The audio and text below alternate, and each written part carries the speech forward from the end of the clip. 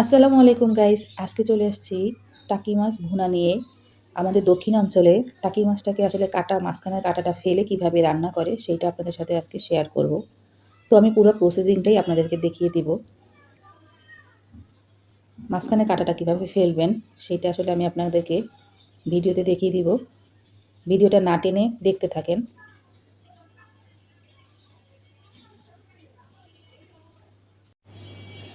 এই যে আমি কিভাবে কাটতেছি দেখেন, ভিডিওটা টানবেন না, না টেনে দেখতে থাকেন। এইভাবে যদি আপনি রান্না করেন আপনার বাসায় আর কেউ কখনো মাংস খেতেই চাইবে না। এটা মাংসর চাইতেও সুস্বাদু। মাঝখানে কাঁটাটা ফেলে দিলেই আর মাছের মধ্যে কোনো কাঁটা থাকে না, শুধু খাওয়ার অপেক্ষা থাকে।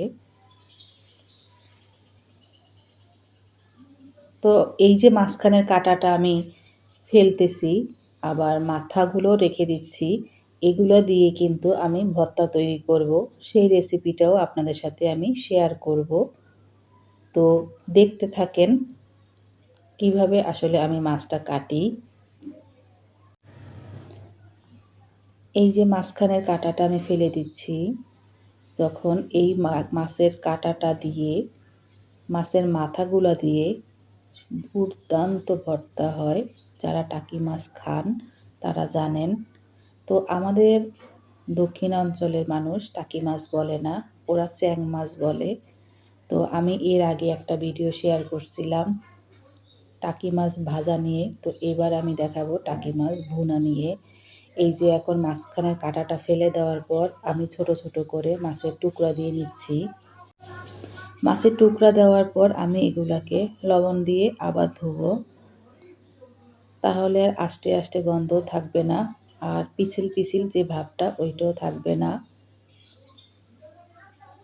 তো এখানে আমি প্রায় 20টা মাছ নিছি, যেহেতু আমার বাসায় আমরা অনেক মানুষ।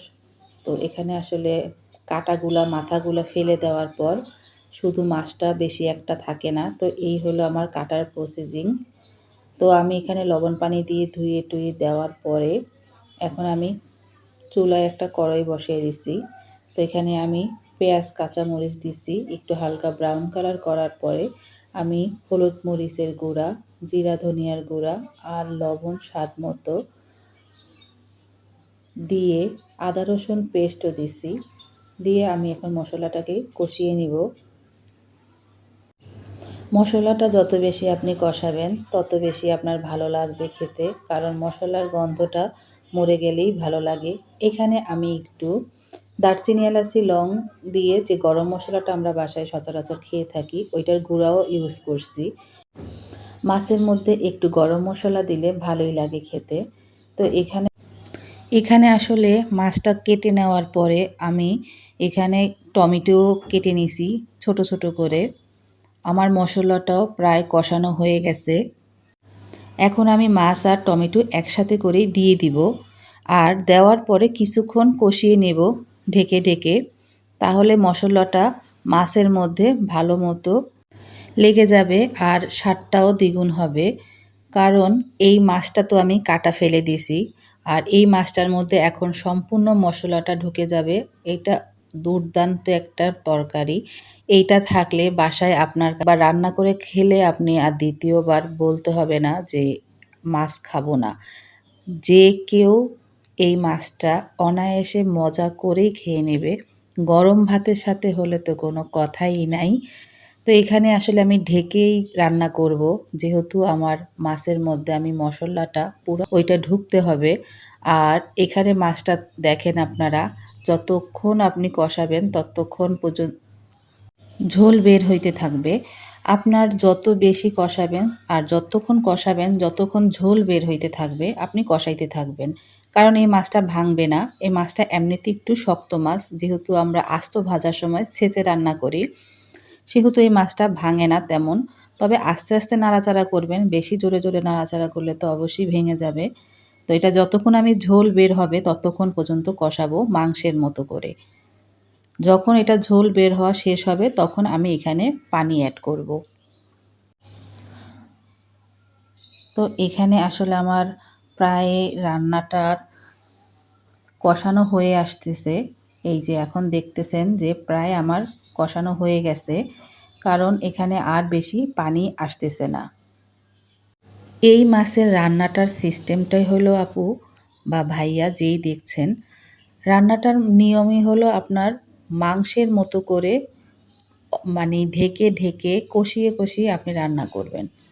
এতে হবে কি আপনি পুরা মাংসের মতোই ফ্লেভার পাবেন, মাছে কোনো কাটা নাই। আর মশলাটাও আপনার যদি পারফেক্ট হয়ে যায় তাহলে তো কোনো কথাই নাই, আপনাকে আর মাংস খেতে হবে না, মাংস খাওয়ার ইচ্ছাও থাকবে না।